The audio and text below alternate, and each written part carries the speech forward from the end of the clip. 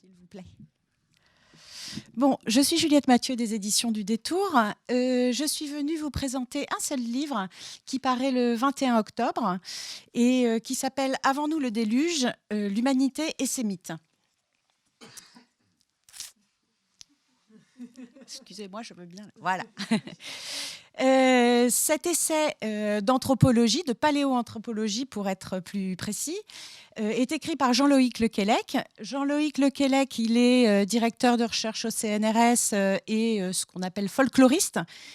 C'est-à-dire techniquement que c'est un chercheur qui passe son temps à recueillir des récits, et en particulier des récits mythiques, partout dans le monde avec des équipes internationales. Aujourd'hui, tout ça se fait en big data, mais aussi en voyage et aussi en rencontre, et à les analyser.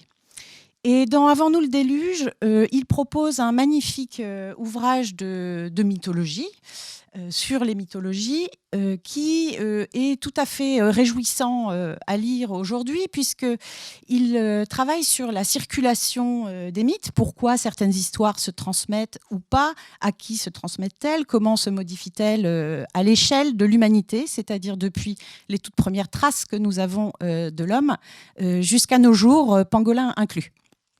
Voilà. Ce qui est vraiment éblouissant dans son travail, c'est que, bien sûr, c'est quelqu'un qui sait raconter des histoires. Il fait beaucoup d'éducation populaire aussi, donc on est vraiment emporté avec lui dans des mythes cosmogoniques dont nous connaissons certains et d'autres moins. Je pense par exemple au cygne avec des grandes oreilles, que vous ne connaissez sans doute pas, et qui se trouve lui aussi dans le livre qu'il faudra réclamer pour pouvoir découvrir.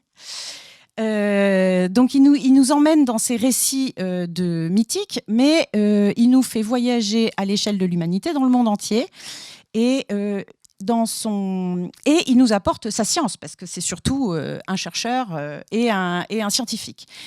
Ce qu'il nous apprend dans ce livre, c'est que les mythes ne sont pas le propre de l'homme. C'est-à-dire il n'y a pas des récits qui ont émergé ex nihilo partout, en tout temps, chez tout homme, dans son fort intérieur. Mais l'histoire des mythes nous permet aujourd'hui de retracer l'émigration des peuples, leurs échanges, et même si on remonte vraiment loin dans le temps, ça nous permet de tracer une histoire de la dérive des continents. Par exemple, telle histoire est passée de la Sibérie au nord du continent américain, c'est parce qu'à un moment, ils se touchaient.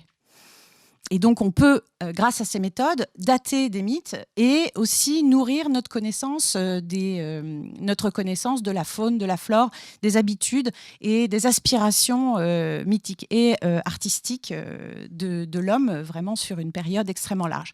Donc, c'est également absolument passionnant en termes de méthode, parce qu'on découvre tout le champ de la recherche contemporaine de mythologie, qui n'est pas du tout aride, qui est vraiment notre histoire à nous tous, une histoire humaniste, qui dit qu'on est tous pareils, même si les mythes changent parce qu'on bouge, parce qu'on fait des choses différentes. Donc c'est vraiment une grande bouffée d'air frais, une grande lecture érudite et passionnante. Voilà, moi voilà, c'est un peu notre Braudel à nous, pour ceux qui ont aimé les livres de Braudel. Voilà. Donc je vous invite très vivement à découvrir ce livre. Je précise qu'il est illustré de très nombreuses cartes sur lesquelles on voit où se trouve le mythe du canard plongeur qui aurait créé le monde, dans le monde, à quelle époque, des choses comme ça. Et ça donne vraiment une vision presque amoureuse du genre humain, ce qui de nos jours fait vraiment beaucoup de bien. Voilà.